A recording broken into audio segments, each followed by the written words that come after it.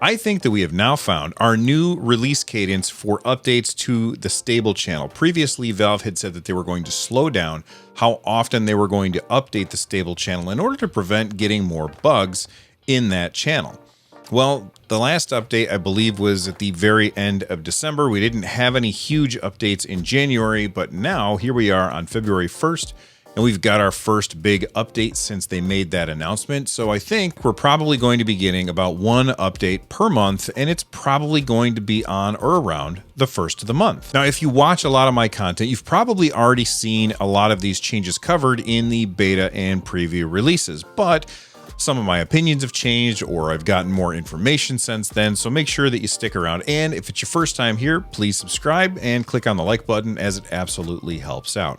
All right, let's jump into it. Valve has replaced launch option dialog with new UI that includes a checkbox to remember the user's selection. This selection can be changed in the game's properties. So for some games, when you go to launch that game, it gives you multiple options. Maybe you'll start the game in Vulkan, or maybe you want to use Direct 3D, or maybe it's an older PC game like Final Fantasy port, where it asks you if you want to launch the launcher in order to change the settings for the game, or if you want to jump directly into the game. Now, previously, you had to do this each and every time, but now you can tell SteamOS to remember what you chose, and if you change your mind later, you can always head into the game's Properties tab, which is under the little gear icon. Then we have further optimizations to load times for users with large game libraries. I'm curious how many of you out there have really big game libraries on Steam.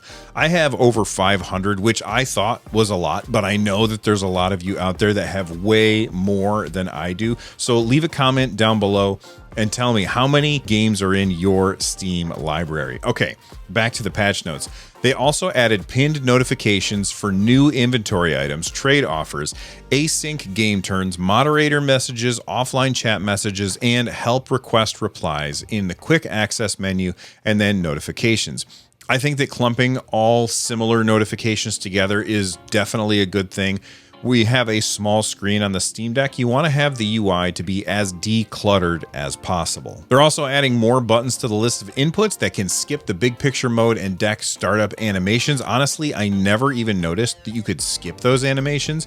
They're so quick and they're really well done, so I don't see the need to skip over them. But for those of you that are too busy to watch a 2-second animation, now you have more buttons that you can press if you want to skip them. Changing download regions no longer requires restarting of the Steam client. That's awesome. UI digital navigation key repeats are faster. Okay, this one I'm really happy about. One of the things about SteamOS that drives me absolutely crazy is when I'm trying to navigate through my library letter by letter using the triggers. If you didn't know, if you go into like your all games category and you got 500 games in there or something, you can go through by hitting the right trigger to skip forward in the alphabet, or the left trigger to skip backwards in the alphabet. But it feels very unresponsive. I think that what's happening is Valve is trying to avoid getting double inputs when you don't actually want a double input. But when I'm looking in my library and I want to get from A to Z really quickly, I am going to spam that trigger. And previously, I think that Valve was ignoring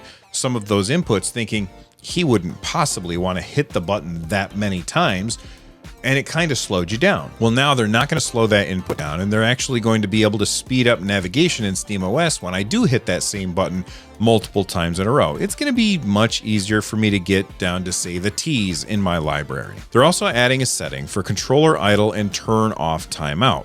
I think that this is going to lead to the batteries in my Xbox, Gully Kit, Stadia, and Steam controllers all lasting longer. There's a lot of times where I boot up my Steam Deck, I've got it docked, and I've got a controller, the controller's turned on, and then I go to do something real quick. One thing leads to another, and the next thing you know, my controller has been sitting there for 40 minutes and I haven't touched it at all. Well, now it's going to turn off after a certain amount of time, and I think that that's fantastic. Now, some controllers will automatically do this, which is great, but not all controllers have that functionality built in. So essentially what's going to happen is if you don't do anything on the controller for a certain amount of time, the Steam Deck's going to recognize that, and then it's going to send a signal to your controller to shut off, so that you can save battery. Moving on, navigating columns in the overlay is now centered vertically to match the rest of the main menu. There's various fixes to make the UI scale better at higher resolutions. They fixed intermittent browser crashes. They fixed background images on a collection on the app details not being clipped correctly. They fixed some issues completing purchases through the payment providers, some UI scaling issues, and a bunch of other fixes as well. They also fixed audio crackling and loss when streaming from Linux/Steam Deck using Remote Play. Now, I've personally never run into this audio crackling or audio loss issue when streaming using Remote Play, but I've seen quite a few people complain about it in the comment section of my YouTube videos or over on the subreddit. So I'm sure that there's plenty of you that were dealing with this and are going to be really excited that this is fixed. Moving on to the keyboard, they added up and down cursor keys to the on-screen keyboard. Now, trying to get your cursor in just the right place using the touchscreen keyboard on SteamOS is kind of a pain, which is why it's great that they added cursor keys to the keyboard. But if you're on the wrong line, moving your cursor up a line or down a line necessitated you pushing the left or right on the cursor button a whole bunch of times. Well, now you're not going to have to do that. Instead of pressing that button a million times in order to change lines, all you have to do is hold down the shift button and then hit left or right cursor buttons, and it will become the up and down cursor buttons, saving you a bunch of time when you were trying to input text, which is something that you have to do from time to time in games that were designed without controllers in mind. Now, I already had talked about this when this change came to beta, but one of the things that I said that I would really like to happen in that video was I would really like to see SteamOS allow me to move that keyboard out of the way. You see, a lot of times the keyboard pops up and it covers up the place where you're trying to type, and then you can't see what you're typing, which means you're likely to make mistakes, and it's kind of a nightmare. Well, it seems like Valve is listening because they just gave us the ability to move the standalone and overlay keyboard out of the way so it's not covering up what you're typing. Valve, can I just say, you guys are freaking awesome over there. Thank you for these changes. All right, let's move on to Steam Input. You guys all know that one of my favorite things is Steam Input. It's one of the reasons I was so excited for the Steam Deck, because the Steam controller and Steam Input are one of the best innovations in gaming in the last decade, in my opinion. And so when the Steam Deck was announced and I saw those trackpads and I knew that it was going to ship with Steam Input, I knew that this thing was going to be fantastic. And we have a lot of really cool changes coming to Steam Input. Starting with this, the controller configuration browsing screen can now preview configurations, and the selection process now previews, then applies instead of directly selecting the configuration.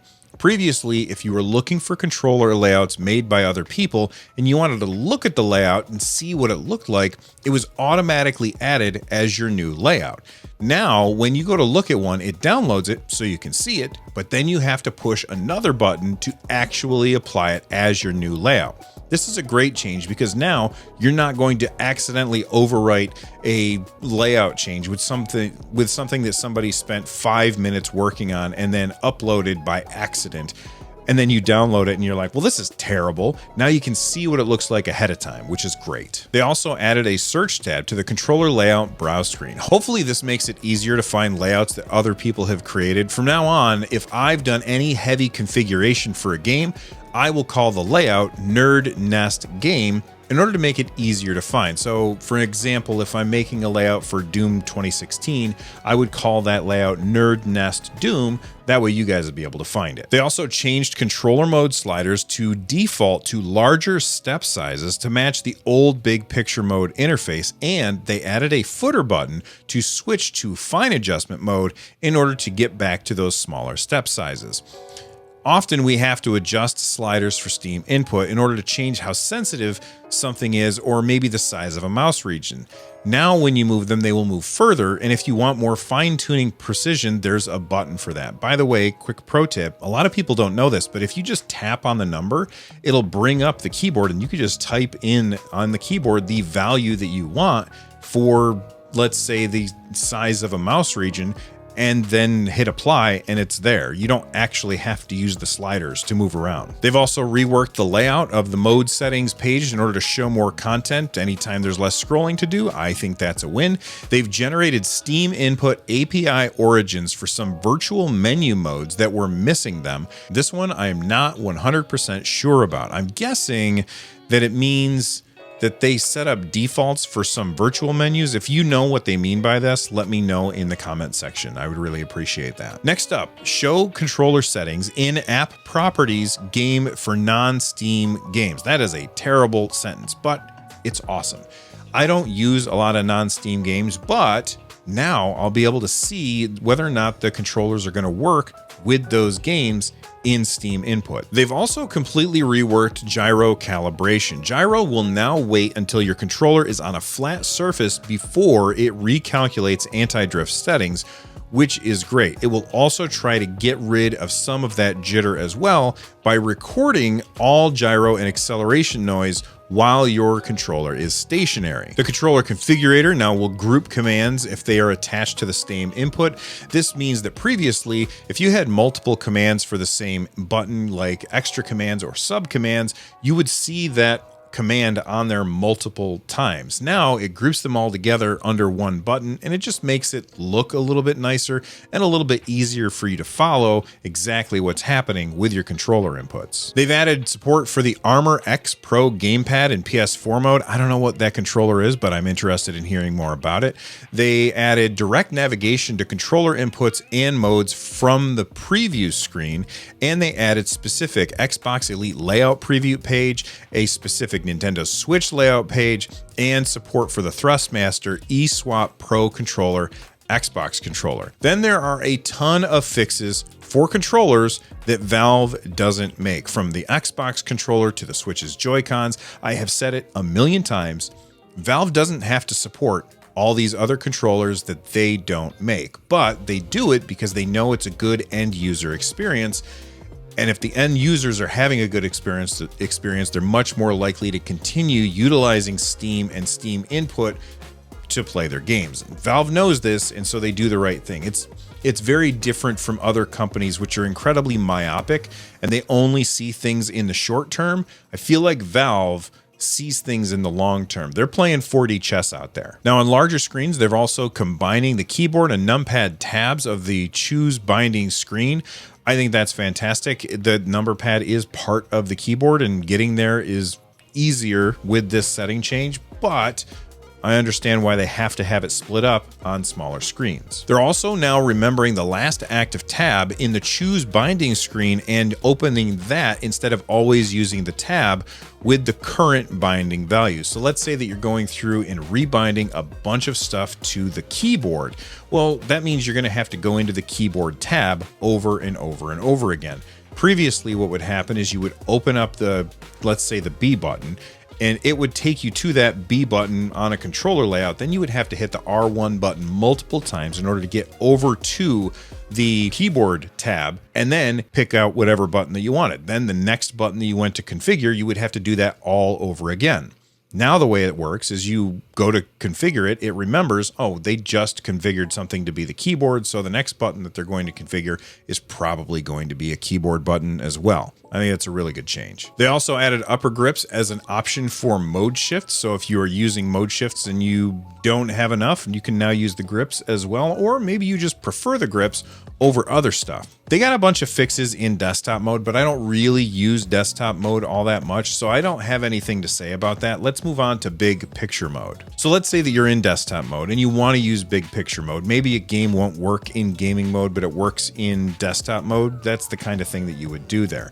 The new big picture mode has now been made the default experience. For compatibility reasons, you can access the old experience by using a command line option. Note that this functionality will be removed in a future update. Now, I personally love the new big picture mode, but I am surprised to see this set as the default experience because it's really something that's made for smaller screens, and having it when you're in desktop mode, it just seems kind of goofy to have that be the default every single time. I have mine set as the default every time, but there's a lot of good reasons why you would want to use the old Steam layout. Perhaps they mean only on the Steam Deck, which does make a lot more sense. Either way, I have my computer automatically jump into big picture mode when it starts these days. What do you guys think? Is this a good change or is it a bad change? Speaking of big picture mode, they also added a quick guided tour. They added the option to start in windowed mode under settings, display, big picture mode windowed. Now you might be thinking that this means that you're going back to the old way. No, this is starting big picture mode in a window, which makes no sense to me. I don't get this at all. If you're using big picture mode, you would probably want to have it take up the entire screen. More options is always good though, so if you can think of a reason why you would want this instead of just using the old Steam interface, let me know in the comments. BPM also will now allow on-screen keyboard to be activated while the new big picture mode and Steam window is not focused. And they added the option to turn off controllers when exiting big picture mode. This is awesome because it means I won't accidentally leave my controller on, especially my Gully kit where the LEDs are on the top of the controller and you can't see them when you set your controller down. That one shuts off automatically after 10 minutes, but I'm glad that Steam will now tell it to shut off if I'm in big picture mode on desktop. They also implemented Steam controller dongle pairing. The Steam controller dongle will have less latency than when you're using Bluetooth mode, so this is a very good change. They also prevented a launch option reminder for appearing on top of other UI when a game is launching. Fantastic. And they show icons for partial and full controller support, VR support, or mouse and keyboard only support in the library when a game portrait is focused or hovered. This is when you're in big picture mode on desktop. It isn't needed when you're in gaming mode on the Steam Deck, but if you're using external controllers in big picture mode, this is really great for knowing which games are going to work out of the box and which ones you're going to have to configure on your own. Then they fixed a whole bunch of other bugs related to big picture mode. Overall, I think that this was a huge update, and it's brought a lot of things that people have been waiting for from the preview and beta channels to the stable channel. What do you guys think? What is your favorite change that is happening here, and what things do you think that Valve should still be working on? Let me know in the comments section down below, and if it's your first time here, please subscribe. From the Nerd Nest, I'm Bill. Stay rad, everybody.